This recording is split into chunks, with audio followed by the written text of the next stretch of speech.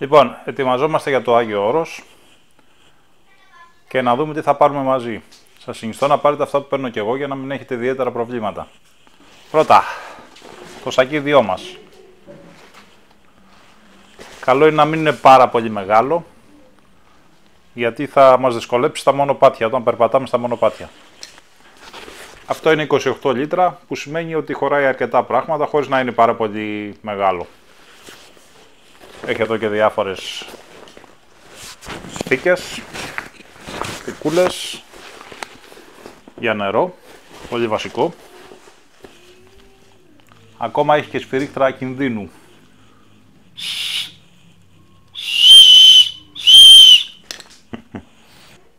Επίσης, πολύ χρήσιμο είναι ένα τσαντάκι μέσης, η μπανάνα η γνωστή μας. Να είναι έτσι μεγαλούτσικο για να χωράει διάφορα πράγματα, για να έχουμε άμεση πρόσβαση. Ταυτότητα παράδειγμα, μηχανές, τηλέφωνο, χρήματα κτλ. Θα δούμε στη συνέχεια. Ξεκινάμε με τα ρούχα μας. Εσώρουχα. Εγώ χρησιμοποιώ μποξεράκια για πιο άνετα, λόγω περπατήματος κτλ. Μία πετσέτα προσώπου, μικρούλα να χωράει παντού, γιατί συνήθως στα μοναστήρια έχει κοινόχρηστες πετσέτες, στο μπάνιο κτλ. Οπότε καταλαβαίνετε δεν είναι και το πιο υγιεινό πράγμα να σκουπιζόμαστε από εκεί. Οπότε μια πετσετούλα χρειάζεται. Μπλούζες. Εγώ παίρνω πάντα 3-4 κοντομάνικες μπλουζίτσες, ελαφριές, συνήθως μονόχρωμες, λόγω για της ιδιαιτερότητας του χώρου, να μην έχουν πολλά στάμπες κτλ. Απάνω. Τώρα αν διαβάσετε το διαμονητήριο στην πίσω μεριά, λέει να φοράμε μακρύ υποκάμισο. Υποκάμισο με μακριά μανίκια. Συνήθως όμως δεν έχουμε ιδιαίτερο πρόβλημα αν φοράμε μια κοντομάνικη μπλούζα το καλοκαίρι, και λόγω της ζέστης που κάνει παντού, ακόμα και μέσα στο καθολικό, στο ναό, έχει αρκετή ζέστη. Δεν έχω συναντήσει ιδιαίτερα προβλήματα, εκτός βέβαια από την εσφιγμένου, οι οποίοι θέλουν να φοράς μακρύ πουκάμισο και είχαν μια ντουλαπίτσα και με διάφορα πουκάμισα που σου δίνανε και φόραγες για να μπεις μέσα στην εκκλησία. Παντελόνι. Εκεί χρειαζόμαστε σίγουρα ένα μακρύ παντελόνι. Απαγορεύεται η είσοδος με σοτσάκια κτλ. Εγώ συνήθως παίρνω ένα τύπου στρατιωτικό, αυτό με τις τσεπούλες που έχει και χώρο για διάφορα πράγματα, με λάστιχο εδώ για να είναι πιο άνετα. Συνήθως ένα φτάνει, και να αλερωθεί δεν πειράζει. Ας είναι και λίγο λεπτούλι για να μην σκάσουμε και από τη ζέστη. Προστατεύει και από τα αγκάθια στα μονοπάτια ή πιθανό κανένα τσίμπημα. Μαγιό.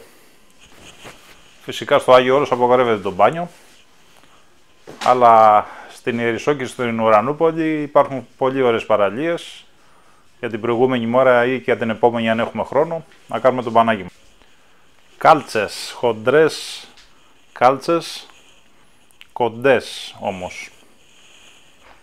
Εγώ πάντα χρησιμοποιώ αυτές, γιατί από το πολύ περπάτημα συνήθως υπάρχουν προβλήματα με τα πόδια μας, μπορεί να μας χτυπήσει το παπούτσι, οτιδήποτε, οπότε καλό είναι να έχουμε μια χοντρή καλτσούλα, αλλά να είναι κοντή για να μην ζεσθενόμαστε κιόλας.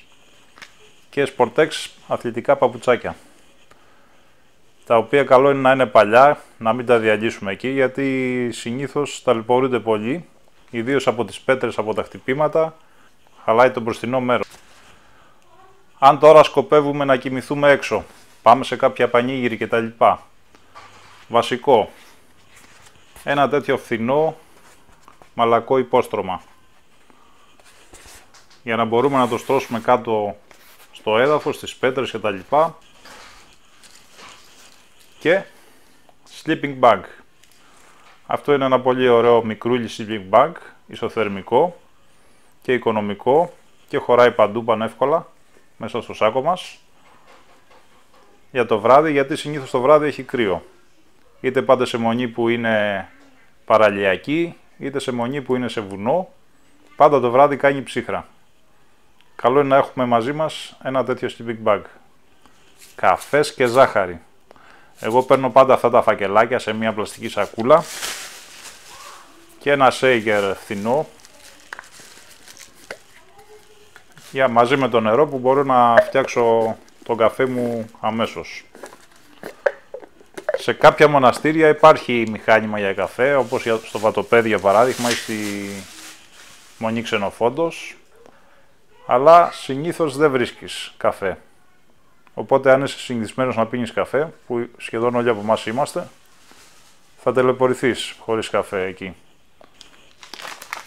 Snacks. Το φαγητό είναι 8 η ώρα το πρωί, το μεσημεριανό τους. Και μετά ακολουθεί το βραδινό, το οποίο είναι μετά τον εσπερινό γύρω στις 7.